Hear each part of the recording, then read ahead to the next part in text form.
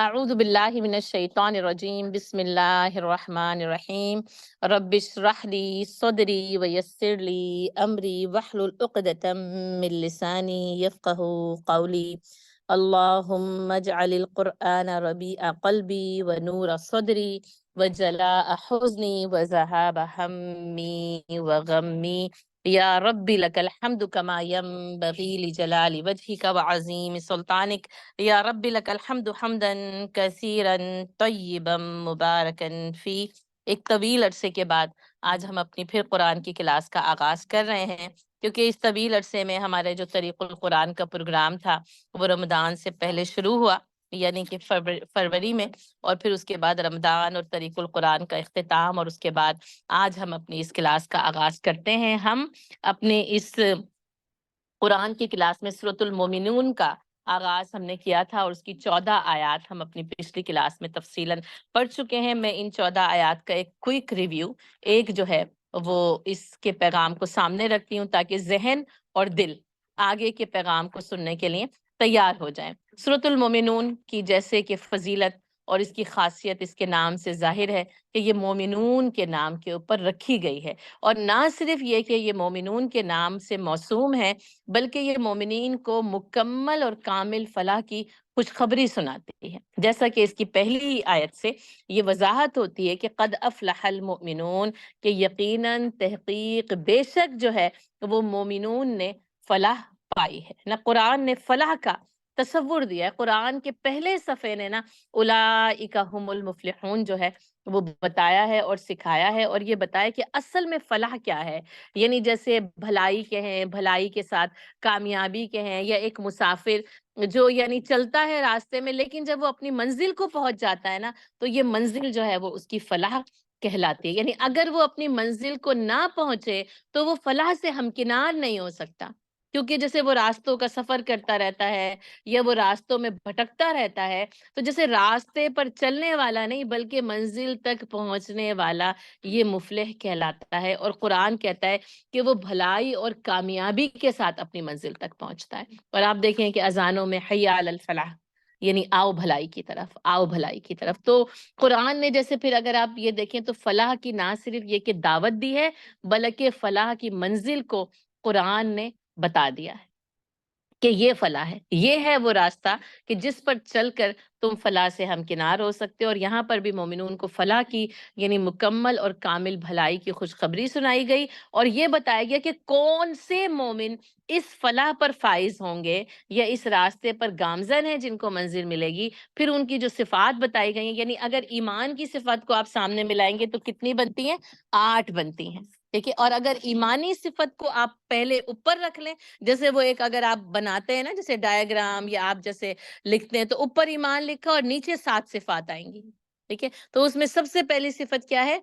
الذین هم فی صلاتهم خاشعون، کہ وہ اپنی نمازوں میں خشوع و خضوع اختیار کرتے ہیں، یعنی عاجزی اور انکساری کی نماز، یا توجہ کی نماز، یا حاضری کی نماز، یا وہ نماز جس میں آپ دیکھیں کہ وہ جو حافظ ابن قیم نے جو نمازی کے نا 5 درجات بتائے ہیں، میں نے آپ کو اس ضمن میں بھی اور اس کے علاوہ بھی جو ہے وہ بتائے، تو وہ جو آخری ہے نا مستغرق، مشاہد، یعنی مستغرق سے کے بعد مشاہد ہے نا، تو ایک یہ کہ وہ غرق ہو جاتے ہیں، دوسری بات کیا ہے کہ وہ مشاہد ہوتے ہیں۔ اس سے پہلے کیا ہوتا ہے؟ مجاہد وساوس، یعنی مجاہد، مستغرق اور مشاہد 3 بہترین نمازی ہیں۔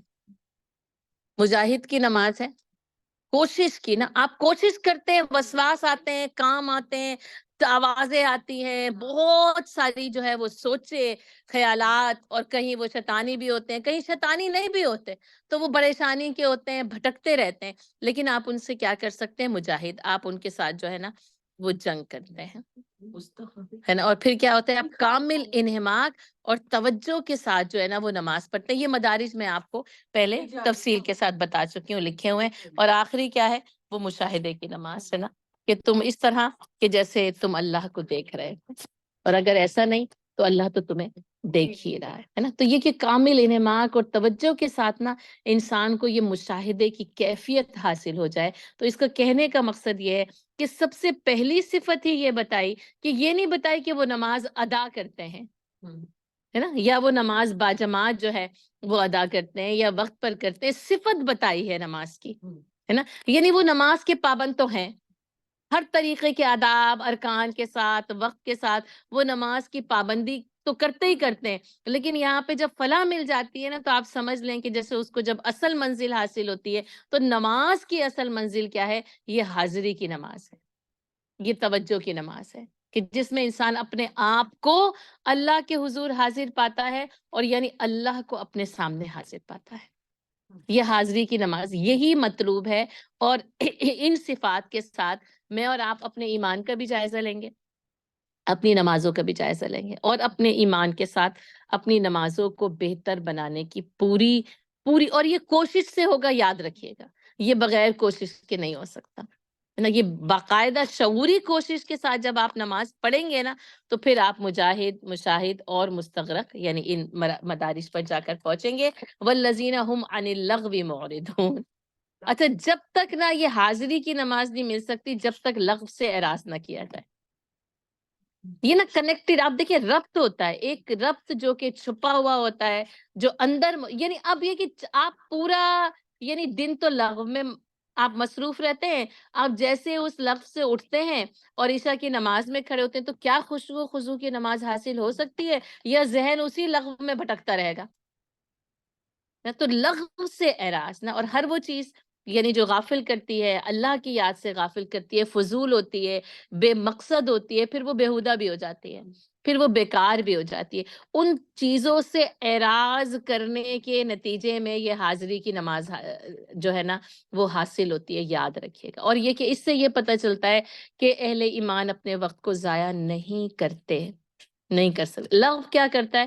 آپ کے وقت کو ضائع کر دیتا ہے، بیکار، یعنی اس کا کوئی نہ دنیاوی کوئی مقصد حاصل ہوتا ہے نہ کوئی دینی مقصد حاصل ہوتا ہے، یہ لغو ہوتا ہے۔ تو لغو قسم کے مشاغل سے مکمل طور پر احتراز جو ہے وہ لازم۔ اس سے جائز تفریح کے بارے میں نہیں یہ بات ہوتی، جائز تفریح جو انسان اپنے دل کو یا اپنے دماغ کو یا اپنے جسم کو بہلانے کے لیے کرتا ہے، ان سب کی جو ہے نا وہ اجازت ہے، لیکن یہ کہ وہ لغو جس سے کسی بھی قسم کا کوئی فائدہ حاصل نہیں ہوتا، اس سے اعراض کرنا۔ والذین هم للزکاة فاعلون، اور وہ بالفعل جو ہے نا وہ زکوٰۃ ادا کرتے ہیں۔ اس سے یعنی ایتائے زکوٰۃ بھی مراد لی گئی ہے، لیکن کیونکہ سورۃ المومنون مکی سورہ ہے تو اس میں پھر علماء کرام کا یہ بھی کہنا ہے کہ اس سے مراد تزکیہ ہے، جیسے قد افلح من تزکا، وہ فلاح پا گیا جس نے اپنا تزکیہ اختیار، جس نے اپنے آپ کو سنوار لیا۔ تو ایک تو یہ کہ وہ مالی زکوٰۃ جو کہ مال کو صاف کرتی ہے، پاکیزہ کرتی ہے، اس کو سنوارتی ہے،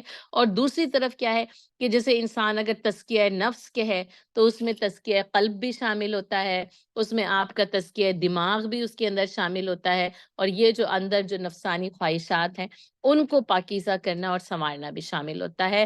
والذین هم لفروجہم حافظون، اور وہ اپنی شرمگاہوں کی حفاظت کرتے ہیں، یعنی مکمل طور پر عریانی سے پرہیز بھی، اور اس کے بعد یہ کہ اپنی نفسانی خواہشات کو حلال اور جائز طریقے سے پورا کرنا، جیسا کہ آگے کی آیت اس بات کی وضاحت کرتی ہے، الا علی ازواجہم او ما ملکت ایمانہم فانہم غیر ملومین فمن ابتغى وراء ذلك فاولئک هم العادون۔ آپ دیکھیں ہر کسی میں بس والذین هم للزکاة فاعلون کہہ کر ختم کر دیا گیا تھا مضمون، لیکن اس میں آپ دیکھیں 3 آیتیں ہیں، ہے نا؟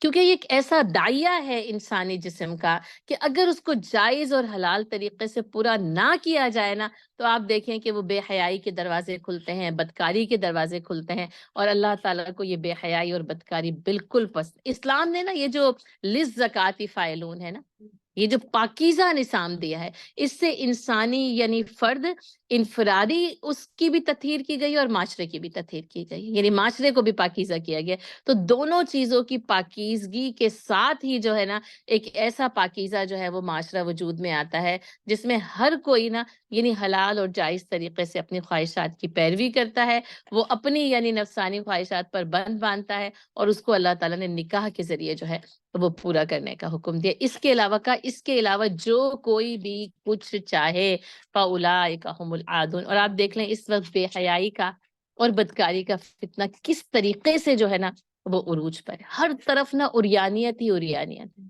یعنی جیسے ایسا لگتا ہے کہ بس یہ تہذیب یعنی بس عورت اور مرد دونوں کے جسموں سے لباس اتار کر ان کی آنکھوں سے حیا کو کھینچ کر ہی لگتا ہے کہ جیسے تہذیب ترقی پا رہی ہے نا. اور یہ بات نا اسلام کا مزاج یہ نہیں ہے، یاد رکھیے گا.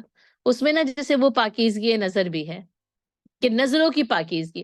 اب آپ تو پاکیزہ رہنا چاہتے ہیں لیکن معاشرہ آپ کو آپ کی نگاہوں کو پاکیزگی نہیں مل سکتی، کیونکہ چاروں طرف عریانیت ہی عریانیت ہے نا. اور اس عریانیت کے نتیجے میں پھر جو ہے نا وہ بدکاری جنم لیتی ہے، زنا ہوتا ہے. یعنی اگر یہیں پر بند باندھ دیے جائیں تو وہاں تک انسان وہ پہنچتا نہیں ہے.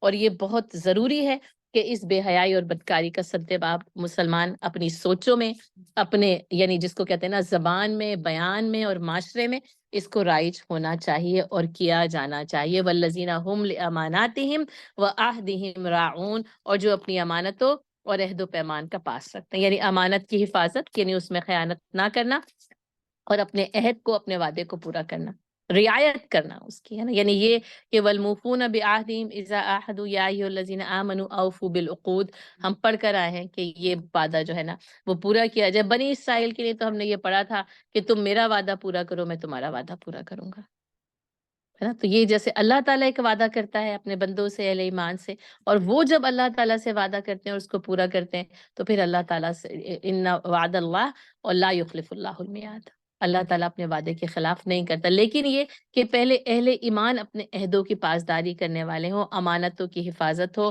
امانتوں میں خیانت جو ہے، اور امانتوں کی تفصیل آپ کو بتا دی گئی تھی، صرف مال نہیں ہے بلکہ ہر لحاظ سے کوئی بھی چیز، کوئی بھی بات، کوئی مشورہ ہو سکتا ہے، کوئی ایسی چیز ہو سکتی ہے کہ جس کو اپنے پاس روک کر رکھنا ہے، محفوظ رکھنا ہے. اور نبی صلی اللہ علیہ وسلم کی جو صفت الصادق والامین، نبوت سے پہلے معاشرے میں مشہور تھی. والذین هم علی صلواتہم یحافظون، اور وہ اپنی نمازوں پر محافظت کرتے ہیں. گویا کہ ان 7 صفات میں 2 صفات نماز سے تعلق رکھتی ہیں. ایک خشوع و خضوع ہے، اور پھر اس کے بعد کیا، اس کی حفاظت کرنا. آپ یہ دیکھیں، ہے نا، جیسے وہ کسی کی یعنی کسی جیسے کہتے ہیں نا کہ اس کو گارڈ کیا جا رہا ہے، اس کی حفاظت کی جا رہی ہے، جس کو آپ سیفٹی کہتے ہیں، جس کو آپ سیکیورٹی کہتے ہیں.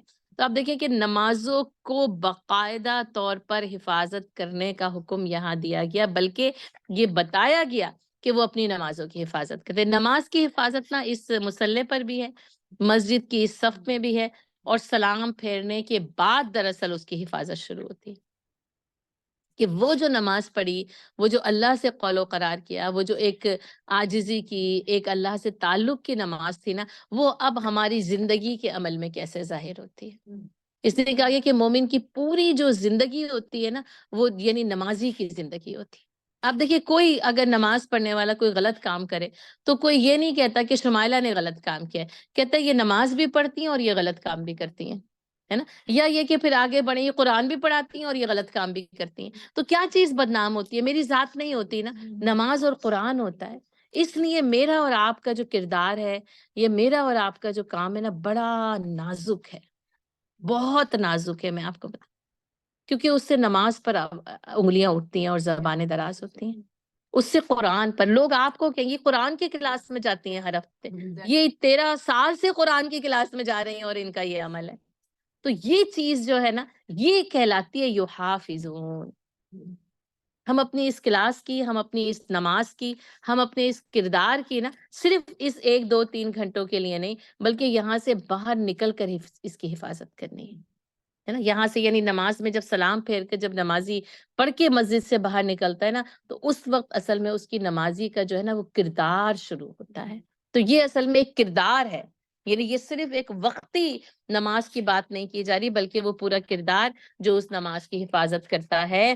اور اللہ تعالیٰ کہتے ہیں اولئک هم الوارثون. خوشخبری بہت ہی جو ہے نا وہ دل کے اندر اتر جانے والے، یہ وارث ہیں. اللہ نے ان کو وارث قرار دیا، الذین یرثون الفردوس، اور یہ فردوس کے وارث ہیں، ہم فیہا خالدون، اور جس میں وہ ہمیشہ ہمیشہ رہیں گے. ان آیات کی فضیلت میں آپ کو بتا چکی ہوں، وہ قصہ بتا چکی ہوں کہ جب آپ صلی اللہ علیہ وسلم پر یہ وحی نازل ہوئی تو پھر آپ صلی اللہ علیہ وسلم نے دعا کی ہے، اور آپ صلی اللہ علیہ وسلم نے تبسم فرمایا ہے اور کہا میں کیوں نہ خوش ہوں جبکہ اللہ تعالیٰ نے آج میرے اوپر جو ہے وہ یہ آیات نازل فرمائی ہے نا. کردار بھی بتا دیا، اور وہ جو کہا نا وہ منزل پر پہنچ کر جو انعامات ملیں گے وہ یہ ہیں، اور وہ کیا ہے؟ فردوس کی وراثت ہے. اور یہ بھی اللہ تعالیٰ جیسے وراثت کے ذکر جو کہ حق ہوتا ہے نا، گویا کہ ان 8 صفات یا ایمان کے بعد 7 صفات رکھنے والوں کا یہ حق ہے، لازم ہے کہ وہ فردوس کی وراثت کو جو ہے وہ اپنے، جیسے وہ وراثت ہوتی ہے نا، بس مل جاتی ہے، آپ یعنی اس کو حقدار ہیں یا نہیں، یا آپ اس کی حفاظت کر سکتے ہیں یا نہیں کر سکتے، اصل میں آپ کی اس نسب نے وراثت کا تعین کر دیا، اس کردار نے اس وراثت کا تعین کر دیا، گویا کہ یہ کردار رکھنے والے اس بات کے اہل ہیں، اس بات کے حقدار ہیں کہ ان کو فردوس دی جائے، اور پھر یہ اس نعمتوں سے جو ہے وہ فائدہ اٹھائیں، اور پھر اس کے بعد وَلَقَدْ خَلَقْنَا الْإِنسَانَ مِنْ سُلَالَةٍ مِّن طِينٍ، اور اللہ نے کہا ہم نے انسان کو مٹی کے سط سے پیدا کیا۔ اچھا، وہاں 7 صفات تھی نا، یہاں بھی تخلیق انسانی کے 7 مدارج کا ذکر کیا گیا ہے، ٹھیک ہے۔ سب سے پہلا تو کیا ہے کہ سلالۃ من طین، ایک تو یہ ہے نا من تراب من طین، آپ کو پتہ ہے تراب اور طین میں کیا فرق ہے؟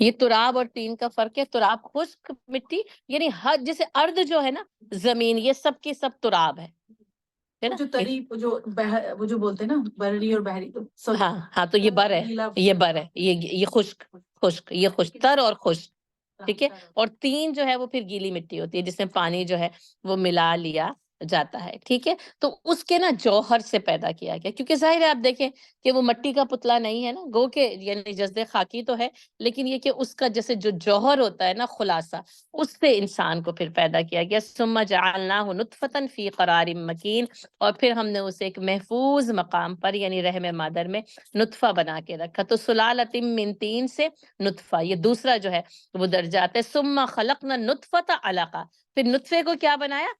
علقہ بنا دیا نا، وہ جب آپ کو پتہ ہی ہے کہ وہ ایک لیچ جس کو انگلش میں کہتے ہیں، اس کی طرح یہ رحم مادر میں جو ہے وہ کھب جاتی ہے۔ آپ دیکھیں یہ جو جتنی یہ جو ایمبریولوجی کی سائنس ہے نا، اس میں یہ سارے، اور آپ کے سامنے سلائیڈز بھی جو ہے وہ موجود ہیں، بنی ہوئی، سائنس میں پڑھا بھی جاتا ہے، یہ سارا کا سارا نا یہ قرآن کی انہی آیات سے یوں سمجھ لیں کہ اخذ کیا گیا، یا یہ کہ یہ حقیقت اور نیچر ہے، اور پھر بعد میں جو ہے وہ تحقیق سے اس نیچر کو جو ہے وہ اخذ کیا گیا۔ فَخَلَقْنَا الْعَلَقَةَ مُضْغَةً، پھر علقہ کو کیا بنایا گیا؟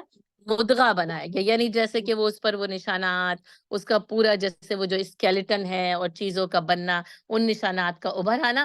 فَخَلَقْنَا الْمُضْغَةَ عِظَامًا، اور پھر اس مدغہ کو، اس گوشت کے لوتھڑے کو جس کے اوپر پوری وہ انسانی جان اور جسم کے نشان بننا شروع ہو جاتے ہیں، تو پھر اس کو بنایا ہڈیاں۔ اس سے پتہ چلتا ہے پہلے ہڈیاں بنتی ہیں، اب دیکھ پورا، ہاں جی بالکل، وہ ایک بس وہ ایک جیسے وہ اس کے اوپر پورا اسکیلیٹن کے پورے نشانات، پھر وہ ہڈیاں، اور آپ دیکھیں ہمارے جسم کی ہڈیاں ہمارے جسم کو مضبوط انہی ہڈیوں، جیسے وہ لوہا مضبوط کرتا ہے، یہ ہڈیاں کمزور ہو جائیں تو آپ کا جتنا بھی وہ مضبوط جسم نظر آ رہا ہے وہ کمزور ہو جاتا ہے، کوئی ہڈی ٹوٹ جائے، کسی ہڈی میں کوئی آرتھرائٹس، آپ کو پتہ ہے ابھی پچھلے دنوں بھی بات ہو رہی تھی، اور یعنی مختلف چیزوں کے، آپ دیکھیں یہ ہڈیاں ہماری وہ اسٹرکچر کی جیسے بنیاد، جیسے ستون ہوتا ہے نا عمارت کی فاؤنڈیشن، اسی طرح نا یہ مدغہ کے بعد عظامہ ہے، فَكَسَوْنَا الْعِظَامَ لَحْمًا، ان ہڈیوں پہ یہ گوشت چڑھتا ہے پھر، ہے نا۔ تو اصل میں جیسے وہ ہڈیوں سے پورا اسٹرکچر، پورا جس کو اسکیلیٹن، پورا جو ڈھانچہ ہے، آپ دیکھیں جب نکل جاتا ہے گوشت تو کیا رہ جاتا ہے؟ وہ ہڈیوں کا پورا اندر سے ڈھانچہ نکل آتا ہے، اور آپ دیکھیں کہ جیسے 360 ہڈیاں،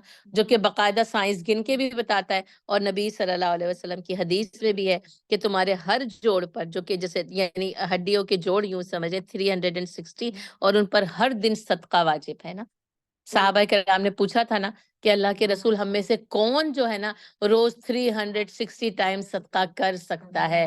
تو کہا کہ دن کے شروع میں 2 رکعت نماز پڑھ لینا، ان تمام ہڈیوں کے جوڑوں کے اوپر سے صدقہ جو ہے کہ وہ اتر جاتا ہے، جسے مال کا بھی ہے اور پھر یہ عبادات کا بھی ہے۔ تو پھر یہ کہ وہ ہڈیاں، اور ان ہڈیوں پہ پھر یہ گوشت چڑھتا ہے، آپ دیکھیں پھر وہ پورا گوشت پوست کا پورا نظام، اور آپ سر سے لے کے پیر تک دیکھ لیں، انسانی جسم نہ شاہکار تخلیق ہے اللہ تعالیٰ کی۔ ثم انشأناہ خلقا آخر، اور پھر ہم نے اس کو ایک اور ہی چیز بنا کر نہ نکلتا ہے، یعنی نہ تو جیسے وہ تین، نہ نطفہ، نہ علقہ، نہ مدغہ، نہ ہڈیاں، نہ گوشت، یعنی اس سے انسان الگ الگ ان ساری چیزوں کو دیکھیں تو اس انسانی جو ہے وہ جو جسم ہے اس کے کاموں کا تصور بھی نہیں کیا جا سکتا نا. لیکن جب یہ مل کر ایک انسانی یعنی شکل میں، بچے کی شکل میں جب رحم مادر سے باہر آتا ہے، تب یہ شاہکار تخلیق جو ہے وہ نظر آتی ہے. اور اس میں خلقاً آخر سے مراد علماء کرام نے روح انسانی بھی لی ہے. ٹھیک ہے، یہ خلقاً آخر ساتواں ہو گیا نا، خلقاً آخر ساتواں ہو گیا. ٹھیک ہے، ایک تو یا تو یہی اس سے مراد کہ وہ پوری ایک حیت میں، ایک شکل میں بچہ جب رحم بادر سے باہر آئے، یا دوسری اوپینین علماء کرام کی کیا ہے کہ اس جسم میں روح کا پھونکا جانا. کیونکہ اگر روح نہ پھونکی جائے تو یہ جو جسم انسانی ہے کسی کام کا نہیں رہتا نا. تو یعنی خلقاً آخر سے مراد نا کہ یہ دوسری تخلیق، اس کا مطلب یہ کہ انسانی جسم جب روح سے ملتا ہے تو پھر وہ ایک جیتا جاگتا جو ہے وہ انسان بنتا ہے. ٹھیک ہے، تو اس سے روح انسانی بھی مراد لی گئی ہے، اور یا یہ کہ وہ روح انسانی کا رحم مادر میں پھونکا جانا، اور اس پھونکنے کی وجہ سے جب وہ بچہ انسانی جسم سے باہر آتا ہے ماں کے پیٹ سے، تو وہ ایک مختلف ہی تخلیق جو ہے وہ ہوتی ہے. کہ فتبارک اللہ احسن الخالقین. اس پورے تخلیقی انسانی مدارس پر نا بس انسان کیا کر سکتا ہے، بس اس جو ہے نا عمدہ ترین خالق کا بس بابرکت ہے وہ ساتھ نا. اس نے یہ برکتیں آپ دیکھیں میرے جسم میں اتاری، ہماری زندگیوں میں اتاری. یہ ہڈیاں ہیں، یہ گوشت پوست ہے، یہ ہمارا دماغ، عقل ہے، ہمارا بیان ہے، ہمارا سننا ہے، آپ دیکھیں ہمارا دیکھنا ہے، ہر چیز. اور کیا فتبارک اللہ احسن الخالق. روایت میں آتا ہے جب حضرت عمر رضی اللہ تعالیٰ عنہ نے یہ آیات سنی تو آخری آیت کے اختتام سے پہلے ہی وہ کہہ اٹھے فتبارک اللہ احسن الخالق. یعنی وہ جو انسانی فطرت نا جب وہ یعنی رب کے قریب ہوتی ہے نا تو وہ اس کا دل اندر سے ہی پکار اٹھتا ہے. یعنی یہ کہ آپ پہلے اللہ کے قل الحمدللہ، انسان کی کا اندر کا وجود پکار اٹھتا ہے الحمدللہ.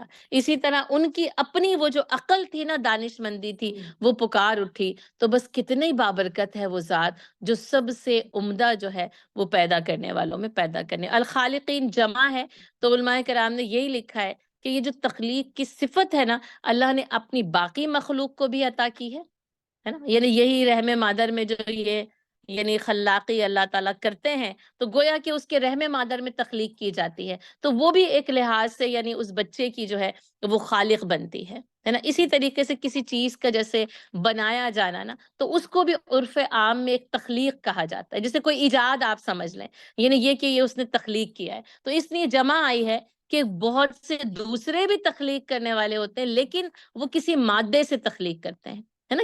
کسی چیزوں سے، کوئی لوہا ہوگا تو کوئی ایجاد ہو جائے گی، کوئی بھی چیز ہوگی. لیکن اللہ تعالیٰ جس کو کہتے ہیں نا بغیر مادے سے وجود میں لانے والا، عدم سے وجود میں لانے والا وہ خالق ہے، جس کے لیے مختلف جو ہے وہ الفاظ استعمال ہوتے ہیں. لیکن بہرحال جب وہ تخلیق کرتا ہے تو وہ خالق ہوتا ہے، اور وہ تمام تخلیق کرنے والوں میں سب سے عمدہ تخلیق کرنے والی ذات جو نہایت بابرکت ہے. اس لیے کہ نا وہ صرف تخلیق نہیں کرتا ہے نا، یعنی وہ چند بے جان مادے نا ایک مجسمے کی صورت میں نہیں آتے، بلکہ وہ اپنا کام انجام دیتے ہیں، ہے نا. اسی لیے یہ کہ وہ ان چیزوں میں برکت آپ دیکھیں پہاڑ ہے، بے جان پتھر ہیں، لیکن وہ اپنا کام کیسے انجام دیتے. اسی طرح سورج، چاند، ستارے، سیارے، آسمان، زمین، یہ سب کیا ہے اللہ تعالیٰ کی تخلیق ہے. لیکن اللہ تعالیٰ نے پھر اب اس تخلیق کے اندر نا برکت کا پہلو رکھا ہے. اسی طرح انسانوں کی زندگی میں بھی آپ دیکھیں اللہ تعالیٰ نے برکت کا پہلو رکھا ہے نا. انسان کتنے یعنی بابرکت ہوتے ہیں، کتنی ان کے اندر خیر ہوتی ہے، وہ کتنا خیر پھیلانے والے بنتے ہیں. یعنی اس کے اپوزٹ سائڈ کی بات میں نہیں کری، جہاں برکت کی بات آئے گی تو آپ دیکھیں لوگوں کے اندر برکت، ان کے عمل میں برکت، ان کا لوگوں کے ساتھ ملنا جلنا، یعنی وہ کتنی برکتوں کا باعث بنتا ہے. تو یہ تمام برکتیں کیا ہیں، اس بابرکت ذات سے اترتی ہیں جو کہ چیزوں کو عمدہ طریقے سے تخلیق کرتا ہے. اور اللہ کی سب سے عمدہ، سب سے بہترین اور شاہکار تخلیق نا بنی آدم ہے، انسان ہے، میں اور آپ ہیں. اللہ نے یہ جو جن سے انسان بنائی ہے نا، کمال بنائی ہے. اس سے زیادہ اور کوئی کمال کی تخلیق نہیں ہے جو اللہ تعالیٰ نے کی. اس لیے نا وہ جو ہے نا کہ اپنا مقام کو پہچاننا اور اس شعور کے ساتھ جینا کہ اس تخلیق کرنے والے نے ہماری تخلیق نا احسن تقویم سب سے عمدہ طریقے سے کی ہے نا. ثم انکم بعد ذالک لمیتون، اور اس کے بعد تم سب کے سب مرنے والے ہو. ہم اس حقیقت کو فراموش کر دیتے ہیں، اس حقیقت کی نا. جی جی اس حقیقت کی طرف نشاندہی ہے کہ یہ اتنی تخلیق کے ایسے کمال مدارج سے گزرنے کے بعد اللہ تعالیٰ زندگی دیتا ہے، لیکن زندگی پلس موت ہے، زندگی کے ساتھ موت نہ۔ بے شک وہی کہا الموت مرہ، بہت تلخ حقیقت ہے، لیکن یہ ہے۔ اور آپ دیکھیں اس حقیقت سے کوئی انکار نہیں کر سکتا۔ اللہ کی ذات سے انکار کر لیا جائے، یعنی آگے ہی ہم پڑھیں گے اسی میں کہ وہ جو بھی نیچرلسٹ ہوتے ہیں ان کا ذکر بھی کیا جا رہا ہے، لیکن یہ کہ موت کی حقیقت سے انکار، اللہ نے ایسی یہ زندگی اور موت کی حقیقت کو بنا دیا کہ نہ زندگی کی حقیقت سے انکار کیا جا سکتا ہے، نہ موت کی حقیقت سے انکار کیا جاتا ہے۔ اور وہ بھی ظاہر ہے کہ وہ پردے میں ہیں کہ وہ اس زندگی اور موت کی حقیقت سے موت اور زندگی کے خالق کو نہیں پہچان پا رہے، ہے نا۔ یعنی اس نے صرف زندگی تخلیق نہیں کی، اس نے صرف عمدہ تخلیق، اس نے موت بھی تخلیق کی ہے۔ خلق الموت والحیاہ، اس نے موت اور حیات کو تخلیق کیا ہے، موت بھی تخلیق کی گئی۔ کل نفس ذائقۃ الموت، ہر نفس سے نا موت کا ذائقہ ضرور، اس لیے موت کو فراموش نہیں کرنا چاہیے۔ اس نے کہا آپ صلی اللہ علیہ وسلم نے کہ تم موت کو بہت زیادہ یاد کیا کرو، اس لیے کہ یہ سارے ذائقوں کو ختم کر دینے والی ہے۔ یعنی موت کا یہ جو ذائقہ ہے نا وہ اتنا تلخ اور کڑوا ہے کہ اس سے پہلے جتنے ذائقے تھے نا ان سب کے اثر کو زائل کر دے گی، ہے نا۔ کہا کیونکہ یہ تمام لذتوں کو، ذائقوں کو ختم کر دینے والی ہے۔ تو ثم انکم بعد ذالک لمیتون، اور اس کے بعد تم سب کے سب جو ہے وہ مرنے والے ہو۔ ثم انکم یوم القیامت تبعثون، اور پھر اس کے بعد تم کو قیامت میں دوبارہ جو ہے یہ بعض بعد الموت ہے، تم کو اٹھا۔ اچھا اب آپ دیکھیں اس کے اندر سارا کا سارا آپ دیکھیں ثم ثم ثم ثم ثم، ہے نا، باقاعدہ طور پر نا یہ ترتیب بھی ہے، اور اس کے بعد پھر، اس کے بعد پھر، اور اس کے بعد پھر، اور یہ نا جیسے یہ جس کو کہتے ہیں نا مدارج، یہ ترتیبی مدارج ہیں جو بتایا کہ یعنی زندگی ملتی ہے اور اس کے بعد پھر موت، اور زندگی کے یہ 7 انسانی مدارج، اس میں بھی آپ دیکھیں ثم ثم ثم ثم، ہے نا، اور پھر ایسے، اور پھر یہ گویا کہ ایک یہ یعنی یہ دور ختم ہوتا ہے تو اس کے بعد یہ دوسرا دور شروع ہوتا ہے، پھر یہ دور ختم ہوتا ہے تو اس کے بعد پھر دوسرا دور شروع ہوتا ہے نا۔ یعنی زندگی کی پھر وہ تخلیق تکمیل کے ساتھ آتی ہے، اور پھر اس کے بعد موت آتی ہے، اور پھر اس موت کے بعد بھی وہ عالم برزخ کا پورا جو ہے وہ دور گزرے گا، تو اس کے بعد پھر یوم قیامت جو ہے وہ بعض بعد الموت، یعنی موت کے بعد دوبارہ اٹھا کر کھڑا کیا جانا۔ اب دیکھیں تخلیق، جی আবার হাড্ডি সেই পায়দা করে اسی سے پیدا کیا جائے گا۔ اچھا اب آپ دیکھیں تخلیق بڑی عمدہ تھی، بڑی یعنی خوش آئند ہے، لیکن اس کے بعد پھر موت جو کہ اس پوری یعنی خوبصورت تخلیق کا خاتمہ کر دیتی ہے۔ اور میں کہتی ہوں اتنا بھی ہوتا نا تو کافی تھا، کوئی پریشانی والی بات نہیں۔ اصل پریشانی بعض بعد الموت ہے نا، بس زندگی ہوتی، جیتے گزارتے، خوش ہوتے، کہیں مشکل بھی آتی اور بس موت بھی آ جاتی، بس ختم تھا معاملہ۔ لیکن اصل معاملہ نا یوں سمجھے موت کے بعد شروع ہوتا، اور یہ پوری جو زندگی اور موت کے پارٹیشن دے دیا عالم برزخ، اور اس پورا یہ جو درمیانی عرصہ ہے نا اب یہ کیسے گزارا۔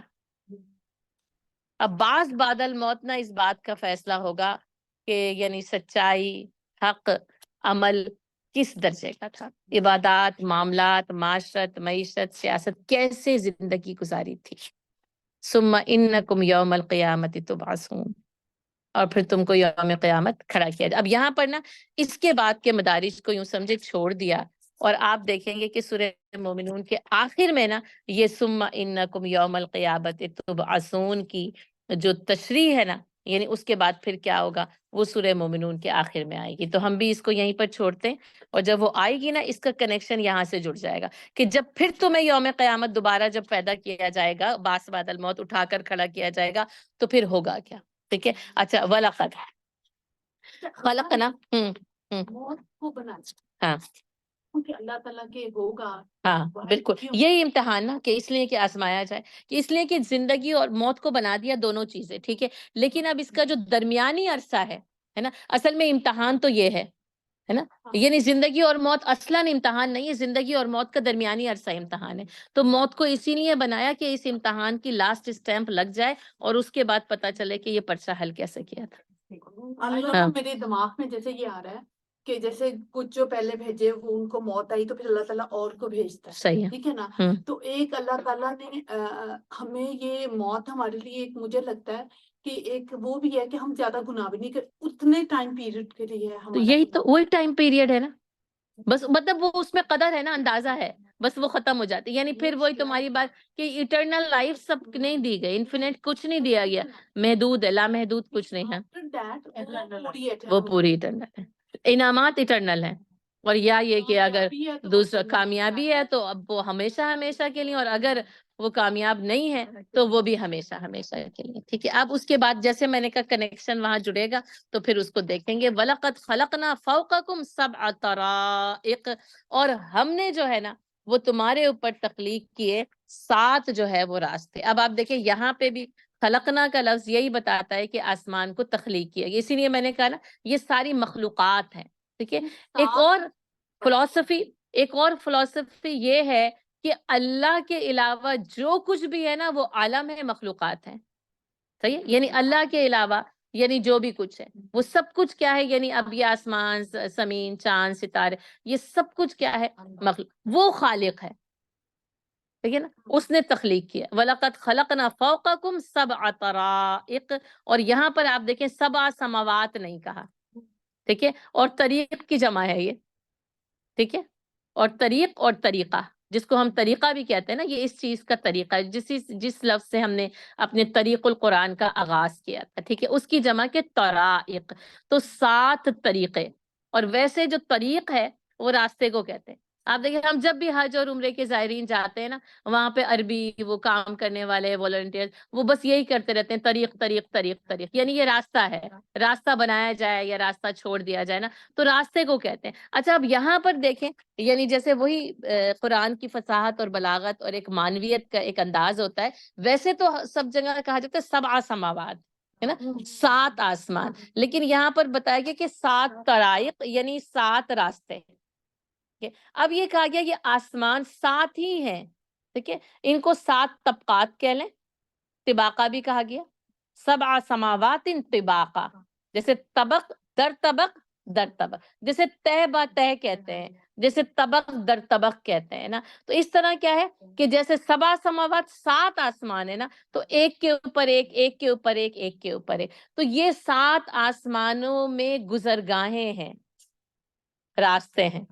فرشتے ان راستوں سے اتر کر جو ہے وہ زمین تک آتے ہیں، اور جب وہ کچھ لے کر جاتے ہیں واپس تب بھی ان راستوں سے گزر کر اوپر جاتے ہیں. اب معراج کے سفر میں آپ دیکھ لیجئے کہ نبی صلی اللہ علیہ وسلم ایک یعنی آسمان سے دوسرا، ایک درجے سے دوسرا، یہاں تک کہ وہ 7واں درجہ جو کہ آخری ہے، جو کہ انتہا ہے نا، سدرۃ المنتہا، وہ منتہا کو جا کر پہنچے نا.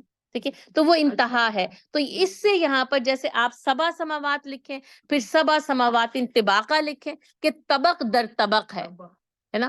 اور یہ یہاں پہ آ جاتا ہے 7 طرائق، یعنی 7 راستے، 7 درجات، 7 آسمانوں، یعنی ہر ایک آسمان کی ایک گزرگاہ ہے. اب دیکھیں جیسے اسی سے پھر ہمیں پتہ چلتا ہے کہ اسی کے مثال اللہ نے زمین بنائی ہے. 7 زمین کے بھی 7 جو ہے نا وہ نیچے جاتے ہوئے جو ہے وہ اسی طرح سے طبقات یا درکات جو ہے وہ آتے ہیں. اور اسی طرح 7 آسمان. اچھا ابھی تک انسانی تحقیق یہاں تک نہیں پہنچی، 7 آسمانوں تک انسانی تحقیق نہیں. ہاں یہ ہے کہ اس کے اوپر کچھ ہے، لیکن کیا ہے یہ نہیں معلوم ہے. تو وہ تو آسمان کے درجات تھوڑی، تو سیارے ہیں، وہ تو سیارے ہیں، وہ ابھی آسمان کے ابھی تک تو خلا کو ہی ڈسکور نہیں کیا جو پہلے آسمان تک پہنچے ہیں. ٹھیک ہے. اور یہ ہمیں پتہ چلتا ہے وحی الہی کی روشنی میں. اور نبی صلی اللہ علیہ وسلم کے معراج کا سفر 7 آسمانوں کے سفر کو میرے اور آپ کے سامنے بیان کرتے ہیں. ہمارا علم اتنا تحقیق کے ساتھ ہے نا، اور ظاہر انسانی علم ناقص ہے نا. اس ناقص علم کی رہنمائی جب وحی الہی کرتی ہے نا، جب یہ علم کامل ہوتا ہے، جب یہ علم تحقیق کی روشنی میں، اور اللہ تعالیٰ پھر تحقیق کے ساتھ یہ ساری چیزیں جو ہے وہ جیسے کہ خود بتایا کہ اللہ تعالیٰ لے کے گیا، نبی صلی اللہ علیہ وسلم کی احادیث ہمیں پتہ چلتی ہیں. تو اب یہ 7 طرائق کی یعنی یوں سمجھ لیں کہ اصل حیت یا کس طریقے سے یہ ابھی جو ہے نا ڈسکرائب نہیں کیا جا سکتا. یہ ابھی مشکلات القرآن یا پھر جس کو آپ کہتے ہیں نا متشابہات قرآنی، یہ ان میں سے ایک آیت ہے. لیکن اس کی وضاحت معراج کے سفر میں ہو چکی ہے. یہ یاد رکھیے گا. یہ مطلب کہ انسانی عقل کے اوپر جو ہے وہ یہ کھلے، وہ ابھی جو ہے وہ پوشیدہ ہے پردے میں. جب کھلے گا کون سے دور میں جا کے، یعنی انسان خود اس کو ڈسکور کر سکے گا، اپنے سیارے بھیج سکے گا کہ یہ دوسرا آسمان ہے اور تیسرا آسمان ہے، اور ہو سکتا ہے کہ وہ قیامت تک نہ بھیج سکے، کیونکہ کچھ علم اللہ تعالیٰ نے کیا ہے اپنے لیے ساتھ جو ہے اپنے پاس جو ہے وہ پوشیدہ. لیکن یہ کہ طرائق اور راستے ہیں، گزرگاہیں ہیں اور فرشتوں کی. اور آپ دیکھیں اب نبی صلی اللہ علیہ وسلم جس راستے سے اوپر جا رہے ہیں اور پھر اس راستے سے وہ نیچے آ رہے ہیں، تو یہ طرائق تھے، ہے نا. یہ وہ گزرگاہیں تھی جن سے آپ صلی اللہ علیہ وسلم کو بھی جو ہے وہ اوپر کے جو ہے وہ مراحل کو طے کروایا گیا. اور اسی طرح فرشتے روزانہ جو ہے یہ مراحل طے کرتے ہیں. وما کننا عن الخلق غافلین، اور ہم اپنی تخلیق سے غافل نہیں ہیں. ہم اپنی مخلوق سے غافل، نہ آسمان نہ پار اور نہ ہی انسان سے. اسی لیے اللہ تعالیٰ بار بار کہتا ہے نا وہ سمیع ہے، وہ بصیر ہے، وہ علیم بذات الصدور ہے، وہ تمہارے سینوں کے راز جاننے والا، یعنی وہ سب کچھ جاننے والا ہے نا. اور وہی الا یعلم من خلق، اور کیا وہی نہ جانے گا جس نے پیدا کیا. اسی لیے کہا وما کننا عن الخلق غافلین، اور اللہ اپنی تخلیق سے غافل نہیں ہے. وہ غافل رب نہیں ہے، وہ بے خبر رب نہیں ہے. وہ علیم ہے، وہ قدیر ہے. ہر چیز کا علم جو ہے نا، اور اس کے علم نے ہر چیز کے اوپر اس کا احاطہ کرے. تو جس سے مجھے اور آپ کو بھی نا یہ نہیں اس یعنی غلط یا خام خیالی میں نہیں رہنا چاہیے کہ یعنی اللہ کو پتہ نہیں چلے گا. اللہ کو سب کچھ پتہ ہے. آپ کے یعنی کھوٹ بھی پتہ ہے، خرابی پتہ ہے، سچائی بھی پتہ ہے. نیت میں کیا آتا ہے نا، کتنے وساوس آتے ہیں نا، کتنی سوچے میں یہ نیکی کروں نہ کروں، کم درجے کی کروں، کچھ رکھ لوں، کچھ چھپا لوں، کچھ بتا دوں، کچھ دے دوں. وما کننا عن الخلق غافلین. بس وہ رب. اور پتہ یہ اطمینان بھی ہے، یعنی ایک تو ڈراوا ہے، یعنی جیسے وہ کہتے ہیں نا کہ ایک شعوری طور پر بیداری ہے کہ وہ میرا رب غافل نہیں ہے، ہر لمحے جو ہے نا وہ باخبر ہے. اور دوسری بات نا یہ تسلی بھی ہوتی ہے. اللہ کو پتہ ہے نا، کوئی جانتا ہے نہیں جانتا، کوئی آپ کے کسی کام کی قدر کرتا ہے نہیں کرتا، میرا رب جانتا ہے. بس میں نے نیکی کس سوچ کس درجے کی تھی، میرا صبر کیسا تھا، میرا ایثار کیسا تھا، میں نے کیا سوچ کے کی. اب لوگ آپ کی نیت کو کھوٹا قرار دے دیتے ہیں، اصل میں کھری ہوتی ہے. کئی ہزاروں بار میرے اور آپ کے ساتھ ایسا ہوتا ہے نا. تو یہ نا یہ دیتی ہے تسلی اصل میں. اور آپ دیکھیں جس مکی پس منظر میں یہ سورہ نازل ہو رہی ہے، حق کو جھٹلایا جا رہا تھا نا، حق پر پتھر برسائے جا رہے تھے. وما کننا عن الخلق غافلین. اللہ اپنی مخلوق سے بے خبر نہیں ہے. اللہ ان کے صبر سے، ان کی قربانیوں سے بے خبر نہیں تھا.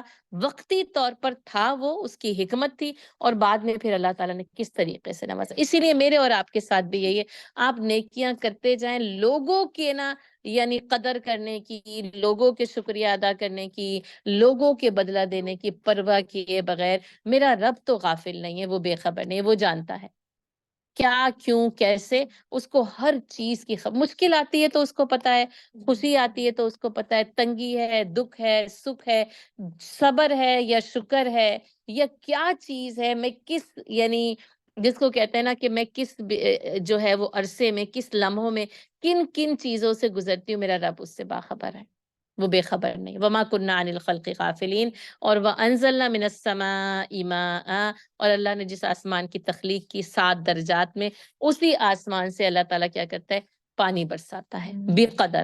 اچھا وہ اب یہ جو ابھی بات تھی نا، ایک قدر ایک اندازہ، جیسے وہ زندگی اور موت کا ایک اندازہ ہے نا، اسی طرح پانی ایک اندازے کے ساتھ برستا ہے. اب دیکھیں ذرا سا بھی اگر جیسے وقتی طور پہ زیادہ ہو جائے کیا ہوتا ہے، سیلاب کی کیفیت ہو جاتی ہے، فلڈ آ جاتا ہے کہ نہیں، مشکلات کھڑی ہو جاتی ہیں، انسان کی زندگی کیا ہوتی ہے، رک جاتی ہے، منجمد ہو جاتی ہے، درہم برہم ہو جاتی ہے چند لمحوں میں، کہ وہ ذرا تھوڑا سا اس وقت میں تھوڑا زیادہ جو بظاہر ہمیں لگ رہا ہوتا ہے برس گیا ہے. ورنہ پھر اللہ تعالیٰ کیا کرتے ہیں، اندازے سے برساتا ہے.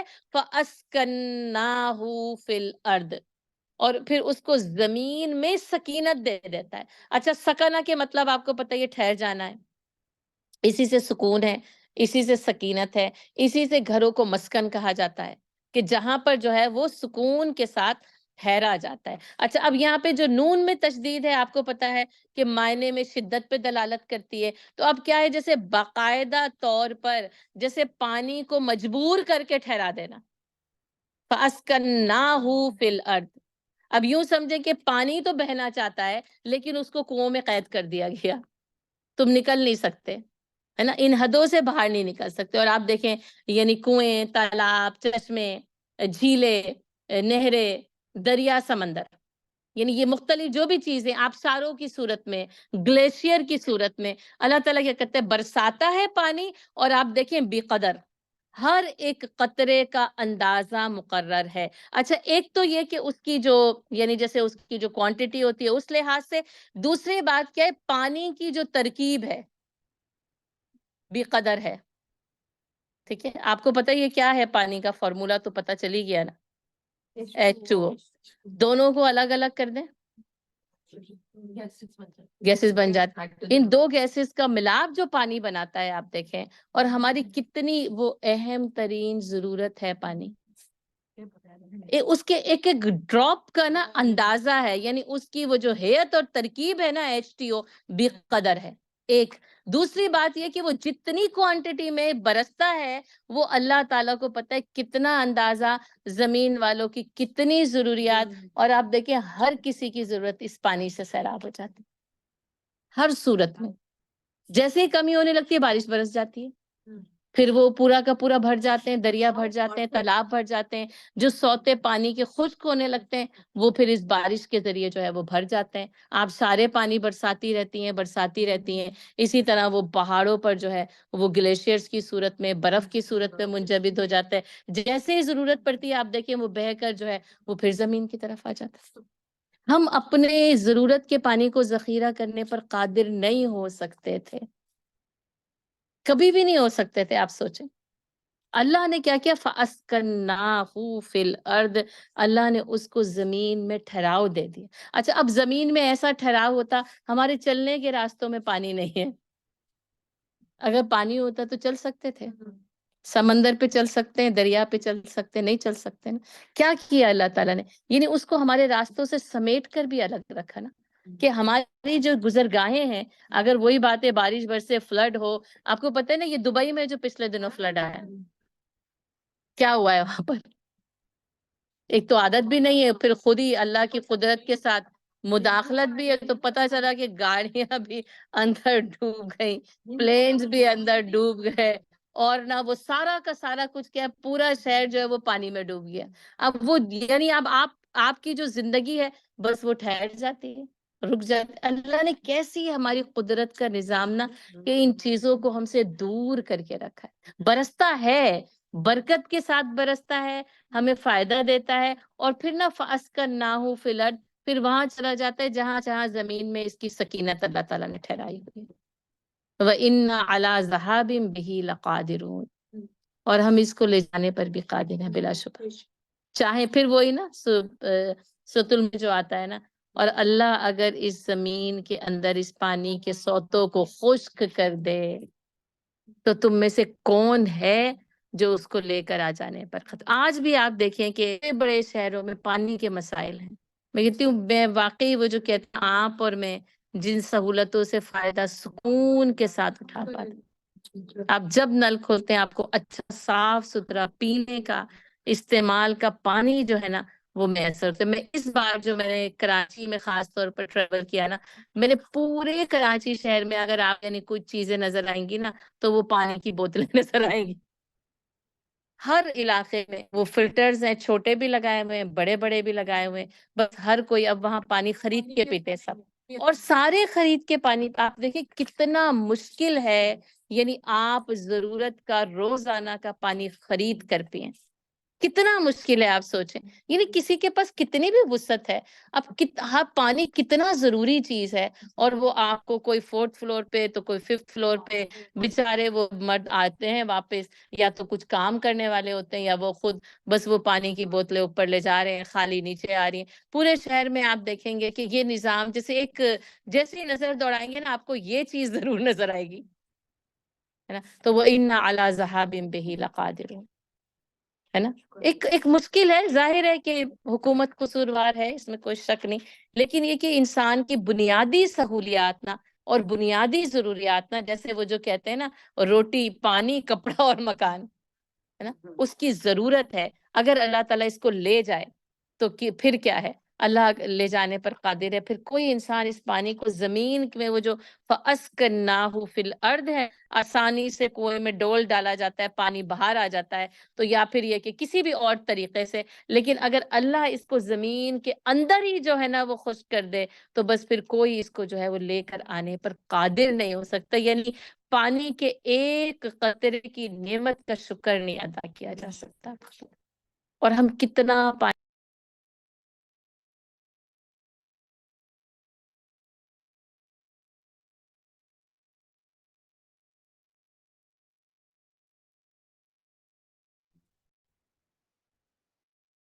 اس کے ذریعے سے مجھے اور آپ کو جو ہے نا وہ رک جانا چاہیے.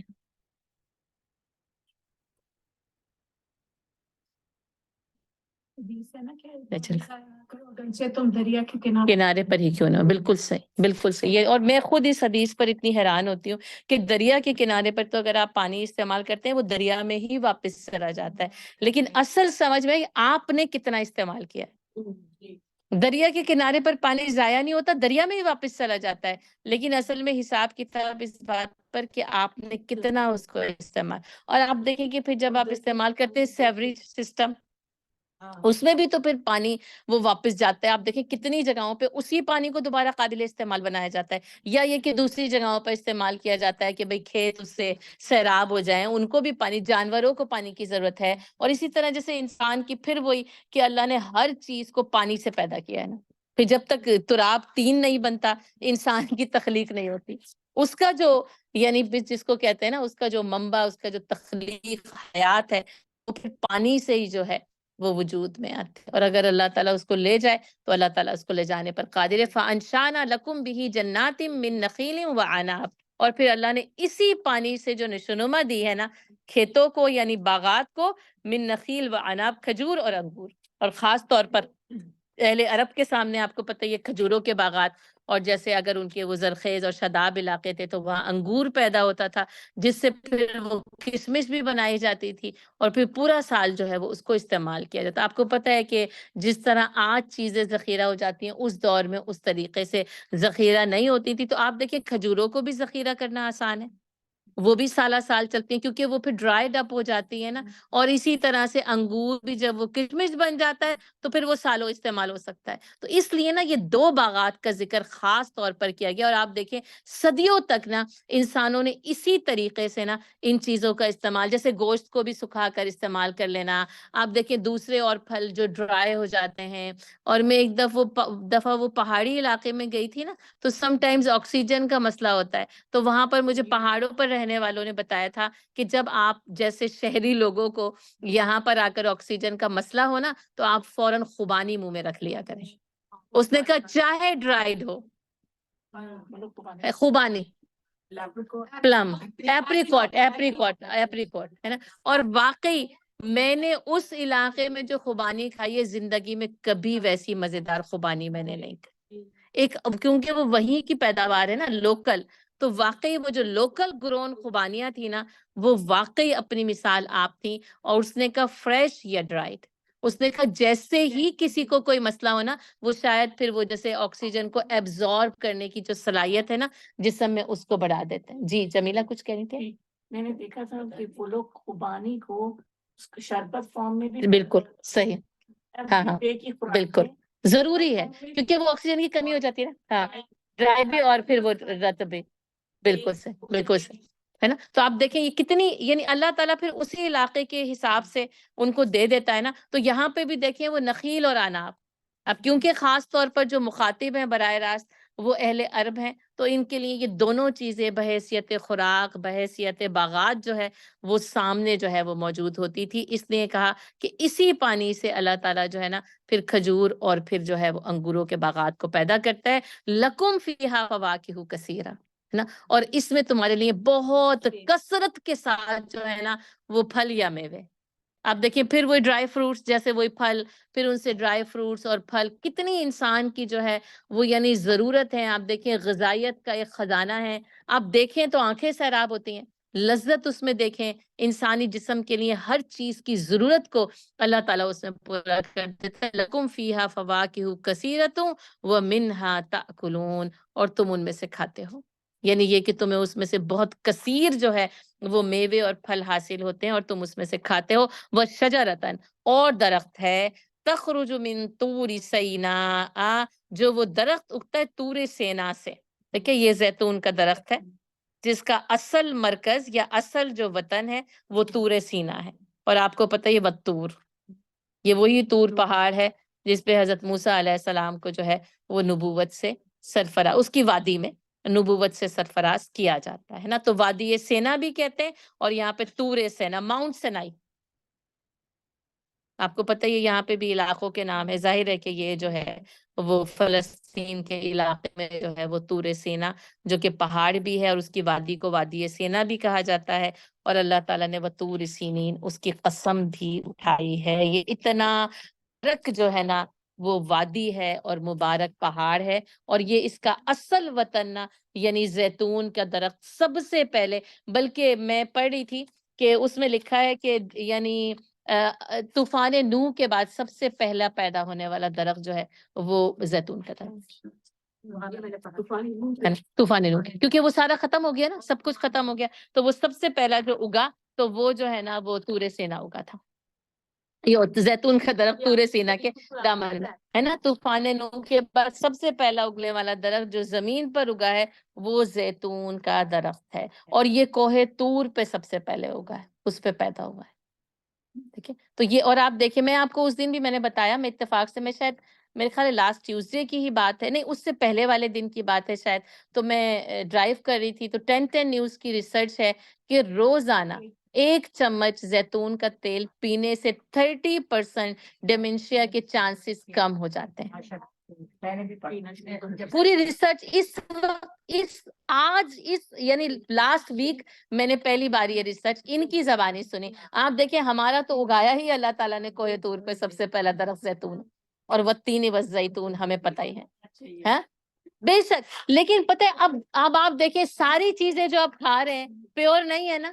جس فارم میں بھی مل جائے آپ بہتر سے بہتر لیں، بیسٹ سے بیسٹ لے لیں، لیکن یہ کہ اب وہ اب شہد آپ استعمال کریں گے، اب کہاں سے وہ خالص میں لاؤں؟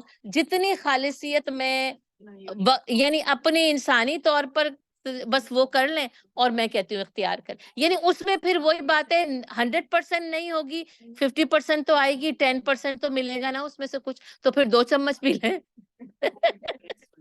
یعنی یہ کہ واقعی، اور کولڈ پریسڈ بالکل ہے نا، کولڈ پریسڈ ہونا چاہیے. اور لیکن یہ کہ آپ دیکھیں، اور صرف یہ کہ اس کا تیل نہیں بلکہ اس کا پھل بھی، دونوں چیزیں ہے نا، زیتون اٹ سیلف اور اس کا آئل، جیسے کہ آگے آ رہا ہے نا، تنبتو بالدہن، وہ جو اگتا ہے نا تو وہ تیل لیے ہوئے اگتا ہے.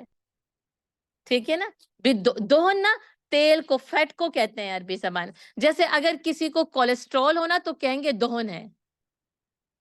ٹھیک ہے، یعنی کہ فیٹ جو اٹ سیلف فیٹ اور چکنائی ہوتی ہے نا اس کو، تو اس میں کہا گیا وہ چکنائی یعنی وہ تیل لیے ہوئے اگتا ہے. اسی سے اس تیل کی نا افادیت پتہ چل جاتی ہے کہ اس میں اتنا. اور آپ کو پتہ ہے ایک تو یہ تحقیق، دوسری بات آج جو ایک دوسری تحقیق آئی ہے یہ سارے آئلز کے ضمن میں، تو وہ یہ کہہ رہے ہیں کہ آپ سیڈ آئل استعمال نہ کریں، پلپ آئل استعمال کریں.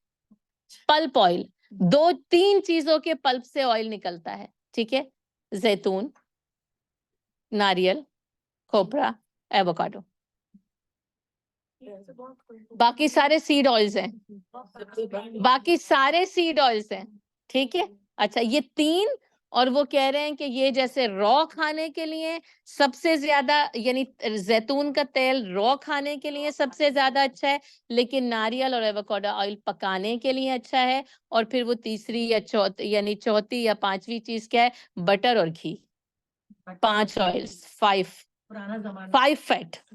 وہ کہہ رہے ہیں یہ سب سے بیسٹ ہے، باقی سارے آئلز کو وہ کہہ رہے ہیں گاربیج کرتے ہیں.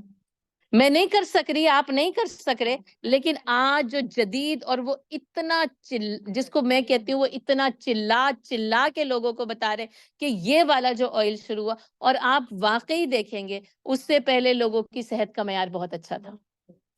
ہم سب اسی تیل کی طرف گئے نا کہ گھی نہیں کھانا, جم جاتا ہے, یہ تیل جو جمتا نہیں ہے, اور وہ کہہ رہے ہیں اس نے انسانی جسم میں تباہی مچائی ہے. اور ہمارے جو حکیم تھے وہ بہت پہلے سے یہ سب کچھ کہہ رہے تھے, کوئی ان کی سن نہیں رہا تھا. اب یہ دوسرے سوشل میڈیا پہ یہاں کے نیوٹریشنسٹ وہ کہہ رہے ہیں گھی سب سے اچھا ہے. یہ 5 آئلس, اور وہ کہہ رہے ہیں کہ آئل کو کم سے کم کریں, یعنی لیکن اگر استعمال کرنا ہے تو اس کو استعمال کریں. تو مجھے لگتا ہے کہ ہمیں اپنی صحت اور جو بھی چیزیں آپ دیکھیں ابھی پچھلے دنوں, یعنی وہ میسیو ہارٹ اٹیکس ہیں, یہ ڈیمنشیا, جو لوگ اتنی زیادہ بچے ہیں ان کو یہی نہیں پتا کہ کل کیا ہوا تھا, کل کھانا کیا کھایا تھا, پتہ ہے آپ کو,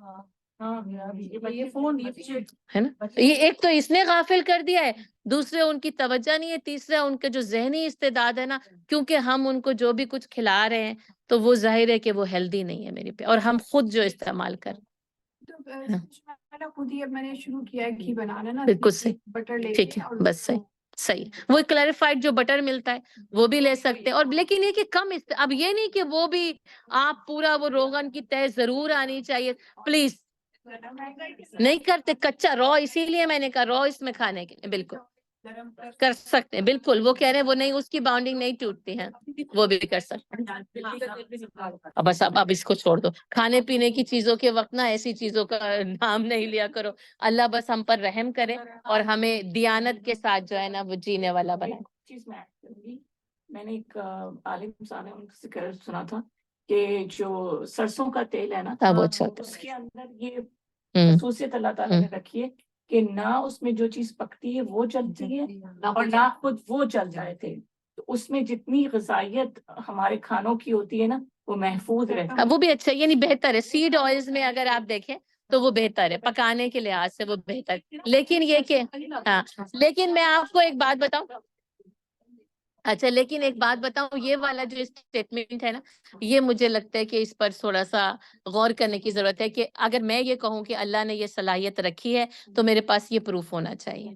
ٹھیک ہے, میں نے یہ جو آپ کو 5 چیز یہ نیوٹریشنس بتا رہے ہیں, زیتون کا تیل یہاں لکھا ہوا ہے, ٹھیک ہے نا, تو اس کی افادیت تو یہاں سے ثابت ہو گئی. نبی صلی اللہ علیہ وسلم نے اختیار کیا مبارک. ابھی سورہ نور میں نا اس کا عروج پڑھنے والے ہیں, ٹھیک ہے, سورہ نور میں نا, جس کو میں کہتی ہوں نا ذروہ سنام, زیتون کے درخت پہ سورہ نور میں آنے والا ہے, یہ تمہید ہے, یاد رکھیے گا. تو اس کی افادیت تو اس سے ثابت ہو گئی. لیکن یہ جو سیڈ آئلز میں سرسوں کا تیل بہتر ہے, بلکہ وہی کہ حکمہ کا کہنا ہے کہ زیتون کا تیل کیونکہ مہنگا ہوتا ہے, ہر کوئی افورڈ نہیں کر سکتا, ہے نا. غریب تو شاید سوچ بھی نہیں سکتا کہ وہ زیتون کا تیل خرید کر اور یعنی کھا سکے. تو پھر اس میں یہ ہے کہ وہ تیل, باقی تیل جو نکالے جاتے ہیں ان سے, کیونکہ اس کے نکالنے کا طریقہ بھی جو ہے وہ ذرا مختلف ہے, اور باقی جو انہوں نے اس کو جو بھی کیا ہے جس کی وجہ سے انسانی جسم کو ظاہر ہے کہ مہلکات پہنچے. لیکن یہ والا اسٹیٹمنٹ نا جو میری پیاری, کیونکہ یہاں ممبر پہ بیٹھ کے جو بھی بات ہو تو اس کے لیے نا ہمیں, اب انہوں نے جو بھی جس ریسرچ سے کہا, اب یہ ان کی اپنی ریسرچ ہے نا. اب جب ہم ان سے بات کریں گے تو ہم ان سے یہ پوچھیں گے, یا ہم ان سے یہ کہہ سکتے ہیں کہ آپ ہمیں یہ یعنی ایک اوتھینٹک بتائیں کہ کیا یعنی آپ نے جو بات کہی ہے کہ یہ کس لحاظ سے درست پائی جاتی ہے. ٹھیک ہے, صحیح ہے, لیکن وہ بہتر ہے اس کو استعمال کریں. لیکن یہاں اس پلیٹ فارم پر ہم کوئی اسٹیٹمنٹ جو ہے وہ کسی کی بھی اس لحاظ سے جاری نہیں کریں, لیکن تحقیق کے ذریعے جو چیزیں ثابت ہوتی ہیں نا ان کو آپ تحقیق کے ساتھ دیکھ لیں اور ان کو استعمال کر لیں. لیکن زیتون کا تیل تو قرآن نے ثابت کیا ہے, ٹھیک ہے, بہت زیادہ استعمال ہے. اور الحمدللہ میں کہتی ہوں انہوں نے اس کو را فارم میں استعمال کیا, اور واقعی اپنے لیے. اور آپ دیکھیں ان کے صبح, دوپہر, شام, رات, ہر کھانے کے اوپر نا زیتون کا تیل ضرور رکھا ہو, اور چیزوں کے اندر نا اس کو بنانا. تو مجھے لگتا ہے کہ ہمیں بھی نا یعنی استعمال اس کو کرنا چاہیے. خود قرآن نے کا تم بتو بدہن, وہ اگتا ہے تیل لیے ہوئے اگتا ہے، یعنی اس میں اتنی زیادہ جو ہے نا وہ تعداد میں اس کا وہ آئل موجود ہوتا ہے کہ آپ آلیوز کھائیں بھی نا تو آپ کو پتہ چلتا ہے کہ اس کے اندر کتنا جو ہے نا اس کے اندر آئل موجود ہے۔ اور آپ دیکھیں جسم میں فیٹس ہیں، یعنی یہ جسم جو بنا جیسے وہ ہڈیاں اور پھر وہ گوشت، اور اس کے اندر ظاہر ہے کہ وہ جو بھی یعنی روغنی اجزاء جو فیٹ ہمارے جسم کی جو ہے وہ ترکیب کے اندر شامل ہے، اور اس کو مناسب اور اتنی متوازن مقدار میں جتنی کہ انسانی جسم کو اس کی ضرورت ہے۔ اور زیتون کے تیل میں خاص طور پر یہ افادیت پائی جاتی ہیں کہ وہ انسانی جسم کو طاقت اور قوت اور ہیلدی، جس کو آپ کہتے ہیں نا صحت مند اجزاء فراہم کرتا ہے۔ میں بس پوچھ رہی تھی کہ یہ جو زیتون ہے یہ جو پریزروڈ فارم میں ہے وہ بھی پھر اتنا فائدہ مند ہے، یا اس کو کیونکہ را تو جنرلی نہیں مل رہا؟ جی بالکل، دیکھیں آپ جیسے نخیل اور عناب ہیں، کھجور ہے اور انگور ہے، اب ہر وقت اس کو فریش تو نہیں آپ استعمال کرتے نا، تو وہ پریزرو حالت میں آپ استعمال کر رہے ہیں، تو یہ بھی اسی طریقے سے پریزرو ہوگا اور پوری دنیا کے شہروں میں پہنچے گا۔ ٹھیک ہے، صحیح ہے، یعنی اگر یا تو یعنی ہر چیز ہم بالکل، اب ظاہر ہے نہ وہ دور ہے اور ہم جیسے شہروں میں رہنے والے تو ویسے ہی نہیں استعمال کر سکتے، تو وہ پریزرو حالت میں بھی آپ تک پہنچ جائے آپ اس کو استعمال کریں۔ بس اس بات کا تعین یعنی ایک اطمینان کر لیں کہ وہ اچھا اور مطلب جتنا بھی فریش طریقے سے آپ کے پاس جو ہے وہ حاصل ہو سکتا ہے تو اس کو استعمال کر لیا جائے۔ ٹھیک ہے، وَصِبْغٍ لِّلْآكِلِينَ، اور کھانے والوں کے لیے سالن کا کام دیتے۔ صبغ آپ کو پتہ ہے پڑھ چکے ہیں، صبغۃ اللہ، اللہ کا رنگ۔ ٹھیک ہے، تو صبغ جو ہے سواد باغ رنگ کو کہتے ہیں، صباغ رنگنے والے کو کہتے ہیں۔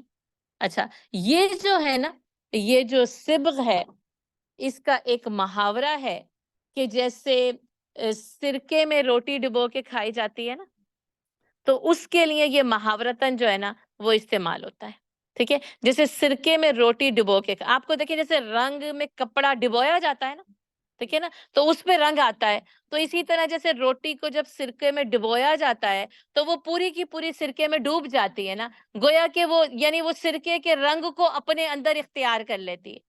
تو اس محاورے سے ماخوذ یہ ہے وَصِبْغٍ لِّلْآكِلِينَ، کہ کھانے والے روٹی کو جیسے سرکے میں ڈبو کے کھائیں یا کسی شوربے میں ڈبو کے کھائیں۔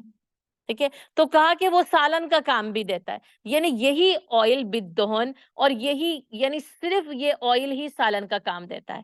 اور جیسے کہ نبی صلی اللہ علیہ وسلم نے صرف روٹی اور سرکہ تناول فرمایا، اور صرف روٹی اور زیتون کا تیل تناول فرمایا، یعنی اٹ سیلف مکمل سالن کا کام دیتا ہے۔ تو ایک تو یہ کہ آپ اس سے سالن پکائیں، ایک الگ یہاں پہ کیا ہے بدونی وَصِبْغٍ لِّلْآكِلِينَ، یہ تیل یہ اگتا ہے اور کھانے والوں کے لیے سالن کا کام دیتا ہے نا، اٹ سیلف، یعنی بس وہ اور اس کا آئل۔ اور دیکھیں آپ پھر وہ پورا زیتون یعنی بس صرف اسی کو بھی روٹی کے ساتھ کھا لیا جائے، مکمل غذا کا کام دیتا ہے۔ اب دیکھیں ہم نے کتنے ہم کرتے ہیں بڑے ذائقے، بھوننا، تلنا، بگار، اب یہ سمپل اینڈ سادہ۔ اور آپ دیکھیں جب مقصدیت تھی نا، وہ مقصدیت جو نبی صلی اللہ علیہ وسلم کے پاس اور صحابہ کرام کے پاس تھی تو ضرورت ہی نہیں تھی، بس سرکہ ہو گیا تو روٹی کے ساتھ کھا لیا۔ اور جیسا کہ آپ صلی اللہ علیہ وسلم نے فرمایا سرکہ کتنا اچھا سالن ہے نا، اور کہا جس گھر میں سرکہ وہ گھر والا کبھی بھوکا نہیں سوتا۔ کتنی بڑی بات ہے نا، کتنی بڑی بات، ہم تو کچھ سمجھتے ہی نہیں ہے نا، وہ تو ایک ہمارے پاس بس ایسے ہی ایک یوں سمجھ لیں کوئی ایک انگریڈینٹ میں استعمال ہوگا تو رکھا ہوا ہے یا لے آئے، لیکن کا اٹ سیلف وہ سالن کا کام دیتا ہے۔ ہمارے پاس پورا فریج بھرا ہوا ہوتا ہے نا، ہم کہتے ہیں کچھ کھانے کو نہیں، اور ہمارے بچے وہ اور 4 ہاتھ آگے ہیں ہم سے، وہ سجے ہوئے بھی ہو نا تو کہتے ہیں کچھ اس میں کام کے کھانے کا کچھ نہیں، ہم کھائیں کیا؟ جتنی چوائسیز ہیں نا اتنی زیادہ ناشکر گزارے۔ ہم نے اپنی زندگی خود مشکل کی بالکل ہے۔ بالکل، کتنا ٹائم ویسٹ، سادگی کی زندگی کو۔ اور کبھی مجھے لگتا ہے کہ ایک تو سنت پہ عمل کر لیں کہ قرآن کی یہ آیت کہتی ہے وَصِبْغٍ لِّلْآكِلِ، کچھ سادہ کچھ چٹنی روٹی جس کو ہم کہتے ہیں نا، بس زیتون کا تیل اور روٹی کبھی کھائیں، اور مجھے لگتا ہے کہ اللہ کا شکر ادا کریں۔ اللہ نے اس آیت میں یہ کہا بِالدُّہْنِ وَالصِّبْغِ لِّلْآكِلِينَ، اس آیت کے عملی پہلو کو اختیار کریں، اور زیتون کے تیل کی افادیت اور اللہ کی یہ نعمت جو اللہ تعالیٰ نے ہم انسانوں کے لیے آپ دیکھیں کہ پیدا کیے. وَإِنَّ لَكُمْ فِي الْأَنْعَامِ لَعِبْرَةً، اور جانوروں کے لیے بھی، یعنی جانوروں کی زندگی میں بھی تمہارے لیے سامان عبرت موجود ہے، سبق ہے. اس عبرت سے مراد سبق ہے. اب آپ دیکھیں یہ جانور کتنی کثیر تعداد میں اللہ تعالیٰ نے دنیا میں پیدا کیے. کیا ہوتا ہے؟ نسقیکم مما فی بطونہا، اور جو کچھ ان کے پیٹوں میں، بطنوں میں ہوتا ہے، اس میں سے ہم تمہیں پلاتے ہیں. اور یہ ہم آگے پڑھ چکے ہیں، خالصا لبنا خالصا سائغا للشاربین، خالص دودھ جو پینے والوں کے لیے بڑا خوشگوار ہوتا ہے. یعنی آپ دیکھیں وہ جانوروں کا پورا سسٹم، اور پھر وہی ان کے خون اور گوبر کے بیچ میں سے اللہ تعالیٰ دودھ جیسی چیز نکالتا ہے اور پلاتا ہے. آپ صلی اللہ علیہ وسلم نے پیا، اختیار کیا، پسند کیا، اور ایک مکمل غذا کے طور پہ پیا. اچھا، جدید تحقیق یہ بھی ہے کہ دودھ کو مکمل غذا کے طور پہ پئیں. اچھا، ایک اور جدید تحقیق یہ بھی ہے کہ فروٹس کو غذا کے طور پہ کھائیں. وہ کہتے ہیں کھانے کے ساتھ نہ کھائیں، ایز اے مکمل غذا کے، ایز اے فل میل کے آپ فروٹس کھائیں. اسی طرح ایز اے فل میل آپ دودھ پئیں. اب ہم یا تو افطار کے وقت کوئی مشروب یا ملک شیکس جو ہے وہ پی رہے، اور آپ دیکھیں بچہ جو ہے وہ یعنی پورے 6 مہینے، 1 سال، 2 سال وہ دودھ کے اوپر، اس کا ہمارا یعنی ہم سب کا پورا جسم جو ہے نا دودھ کے اوپر یہ ہڈیوں کی مضبوطی جو فقہ صون العظام لحمہ ہے نا، یہ وہ ساری کی ساری چیزیں وہ دودھ کے اندر ہوتی ہیں. تو مجھے لگتا ہے کہ یہ ہمارے لیے یہ وہ پوائنٹس ہیں جنہیں ہمیں اختیار کرنا چاہیے، جنہیں ہم نا اپنے غیر فطری مزاج کی وجہ سے چھوڑ گئے ہیں. یعنی ہم نے غیر فطرت پہ عمل کرنا شروع کیا. یہ فطری مزاج کے ساتھ نا اللہ تعالیٰ نے ہمیں یہ چیزیں عطا کی ہیں. تو کہا ان چوپایوں کی زندگی میں بھی جن کے بطنوں سے ہم تمہیں پلاتے ہیں، یعنی کہ دودھ جیسا خوشگوار اور لذیذ مشروب، وَلَكُمْ فِيهَا مَنَافِعُ كَثِيرَةٌ، اور اس میں سے تمہیں اور بھی بہت سے فوائد حاصل ہوتے ہیں، یعنی کہ وَمِنْهَا تَأْكُلُونَ، اور انہی سے تم کھاتے بھی. جیسے آپ سواری سمجھ لیجئے، اب دیکھیں آپ ان کے بال ہیں، ان کی کھال ہے جو لیدر ہے، ان کا جو پوست ہے، ان کا جو فر ہے، اور پھر اسی سے ان کی ہڈیاں تک جو ہے، اور ان کے تمام اعضائے جسمانی سے انسان فائدہ اٹھاتا ہے. وَمِنْهَا تَأْكُلُونَ، اور پھر میں وہی کہتی ہوں، یہ آپ کے تکے، بوٹی، پائے، نہاریاں، یہ سارے کے سارے کیا ہیں؟ وَمِنْهَا تَأْكُلُونَ. یہ گوشت، یہ روسٹ، پورے گائیں روسٹ ہوتی ہے، پورے بکرے اور چکن جو ہے وہ یعنی روسٹ ہو رہے ہوتے ہیں، اور اللہ نے اس میں کتنی لذت رکھی ہے اور غذائیت بھی رکھی ہے. اچھا، اٹ سیلف اس کے ساتھ جو چربی ہے وہ انسانی جسم کے لیے فائدہ مند ہے. اصل میں وہ جو پھر ایکسٹرا یوز کرتے ہیں نا وہ فائدہ مند نہیں ہے. اور آپ دیکھیں اس کی چربی جو کہ وہ نکالی جاتی ہے، پھر وہ پگھلائی بھی جاتی ہے، بنی اسرائیل پر حرام بھی کی گئی تھی ان کی سرکشی کی وجہ سے، لیکن یہ کہ اس میں انسانوں کے لیے فوائد بھی ہیں، اور اس کے اندر سے تم جو ہے وہ کھاتے بھی ہو. وَعَلَيْهَا وَعَلَى الْفُلْكِ تُحْمَلُونَ، اور ان پر اور ان کی کشتیوں پر بھی تم کیا کرتے ہو؟ سوار، یعنی ان پر اور کشتیوں پر تم سوار ہوتے. یعنی ایک تو یہ بار برداری کا کام بھی دیتے ہیں. آپ دیکھیں یعنی پھر وہی یعنی کہ اونٹ جو ہے وہ ایک صحرا سے دوسرے صحرا تک جو ہے وہ جانے کے لیے، اور اس پر سامان لاد کر جانا. اسی طرح کشتیاں، جب یہ یعنی گاڑیاں، یہ ٹرینز، یہ پلینز، یہ ہیلی کاپٹرز، یہ راکٹس نہیں تھے، تو یہ دونوں چیزیں ہی جو ہے نا وہ ادھر سے ادھر انسانوں کو اور چیزوں کو لے جانے کا، یعنی وہ ایک صحرا سے دوسرے صحرا اور ایک ساحل سے لے کر دوسرے ساحل تک یہ کشتیاں. وَعَلَى الْفُلْكِ تُحْمَلُونَ، اور وہ کشتیاں جن کے اوپر تم سوار بھی ہوتے. اور وہی جو ہے نا جس کو آپ کہتے ہیں وہ کارگو پلینز اور ٹرینز، یہ دونوں چیزیں جو ہے نا وہ بار برداری کا بھی کام دیتے تھے اور انسان کی سواری کا بھی کام جو ہے وہ انجام دیتے. تو اللہ تعالیٰ نے یعنی آپ یہ دیکھیں کہ ایمان کی نعمت سے شروع کر کے ہے نا اور کشتیوں تک کی نعمت پر اس رکوع کے اندر جو ہے نا نعمتوں کا ایک یعنی جس کو کہتے ہیں نا ایک فہرست، ایک لسٹ، ایک یعنی ایک پھیلاؤ کے ساتھ نا وسعت کے ساتھ اللہ تعالیٰ نے اپنی پھر انسان کی تخلیق بالکل 777 ہے نا. اللہ وہ جو میتھمیٹکس بھی ہے نا قرآن کا، وہ کہیں بھی جو ہے نا وہ ٹوٹتا نہیں ہے، وہ پرفیکٹ ہے نا. تو وہ انسان کی ایک انسانی صفات انسانی تخلیق اور پھر انسان ان نعمتوں سے جو فائدہ اٹھاتا ہے، اللہ تعالیٰ نے اس رکوع میں بہت ہی جامع اور بہترین طریقے سے مجھے اور آپ کو جو ہے وہ اس کا علم دیا ہے۔ تو انشاءاللہ میں آگے کے رکوع کا ترجمہ جو ہے وہ پھر کر لیتی ہوں۔